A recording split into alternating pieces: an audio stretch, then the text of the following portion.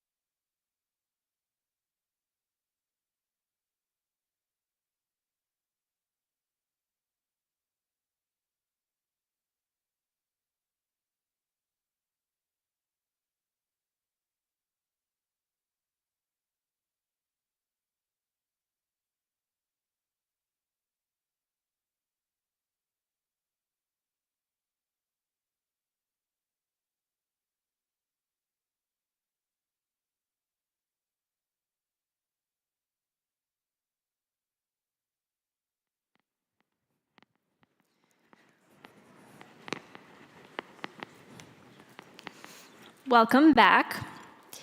Stefan Andonovski, Minister of Digital Transformation of the Republic of North Macedonia, will deliver our next keynote address.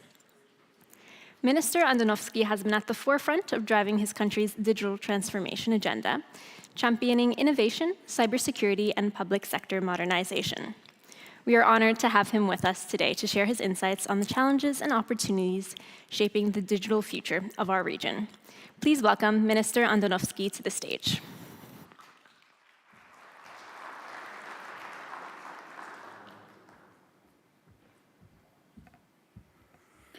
Dear Excellencies, distinguished guests, ladies and gentlemen, it is a privilege and honor to join you here in Budapest for the Budapest Global Dialogue 2026, and I wholeheartedly congratulate the organization for this event. The purpose of my remarks today is very simple, but hopefully thought-provoking, to discuss how the digital domain, often treated as a separate policy space, has become central to diplomacy, peace, stability, and sovereignty, and to propose a practical, human-centered approach to digital transformation that helps our society step back from escalation, strengthen resilience, and expand cooperation even in a fractured world. You see, we gather at a time where the international order is being tested on multiple fronts: military, financial, and demographic, and when long-standing norms feel less certain than they did only a decade ago. If you permit, maybe the current international order is a disorder in itself. It is a moment when multipolarity is an evident reality, not a mere discussional topic. And we're not talking about multipolarity in a historic realms, we're talking about regional multipolar order. And therefore, in this moment, technology should not be understood only as an enabler of growth. Very often, it also is an amplifier of power and sometimes an accelerator of conflict. For many years, the global digital story was told as one of convergence: more connectivity, more trade, more exchange, more shared prosperity. And there is for sure truth to that. But today we also see another story unfolding, one of fragmentation, cyber attacks, strategic dependency, and competition for technological advance. The question is no longer only what can technology do. The question is more who controls technology, who owns it, who benefits from it, and who is protected by it, but also who is exposed from it. That is why back from the brink means in digital terms. I believe it means preventing the digital world from becoming a space where misunderstanding and conflict grow faster than trust and cooperation.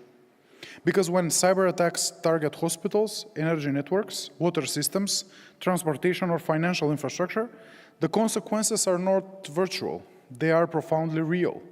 Disrupted lives, weakened institutions, and heightened risk of escalation.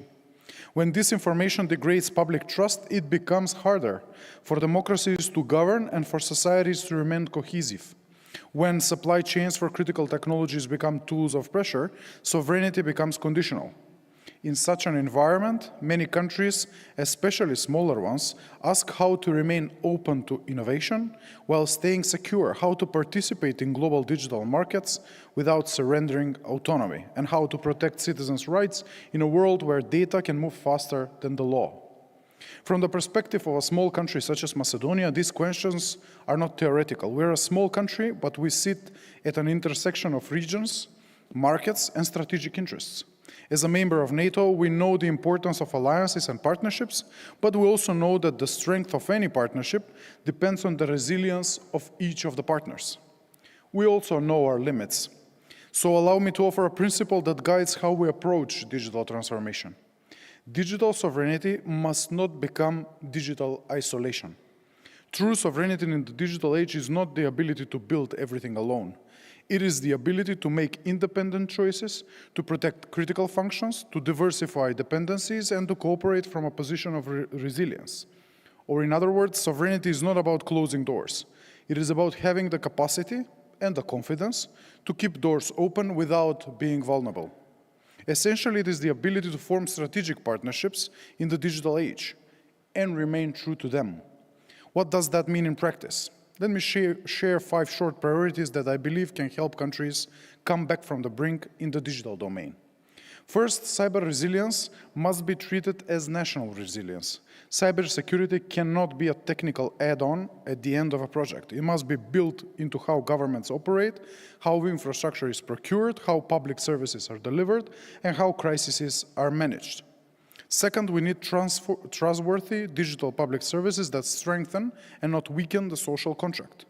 Digital transformation should make the state more transparent, more accessible, and more accountable. Third, we must pursue interoperability and open, secure standards. Countries get into strategic trouble when they are locked into single vendors, single systems, or single points of failure. Interoperable systems built on standards that allow competition and diversification are not only good engineering, they're a good strategy. Fourth, human capital is the foundation of digital independence. And like Minister Siartos mentioned, the connection between education and society and economy, a country can import hardware, but it cannot import legitimacy, capability, or social cohesion. Fifth, we need responsible governance of artificial intelligence and emerging new tech. AI is driving productivity and innovation, but it also reshapes security, work, and in the information environment. We must encourage innovation while managing risk, ensuring accountability in high-impact uses, guarding against bias and discrimination, protecting personal data, and building safety and transparency into systems that will affect citizens' lives. And this brings me to the heart of why we are here today. I feel that this conference is ultimately a call for realism and restraint, for rebuilding a more resilient world order at a moment when the temptation to escalate is very strong. Strategic cooperation means something equally concrete: pursuing joint action against cybercrime, fraud, and ransomware, sharing best practices, building incident response relationships, and strengthening the norms that reduce the risk of miscalculation. So I invite us to think about digital transformation not only as a national project, but as a shared responsibility to build systems that are secure enough to be trusted, open enough to support innovation, and fair enough to support social cohesion. My country is committed to this path, to modernize public services, to protect critical infrastructure, to invest in skills, and to engage with strategic partners like Hungary and across the world and beyond in the spirit of resilience and constructive cooperation. Let me close with a final reflection. The safest digital future will not be built as a bunker. It will be built as a bridge, secure, resilient, and worthy of public trust, so that societies can remain connected without becoming exposed, and so that progress reduces the risk of conflict rather than increasing it. Thank you again for the opportunity to address you today, and I wish the Budapest Global Dialogue successful and impactful discussions and also new iterations in the years to come. Thank you very much.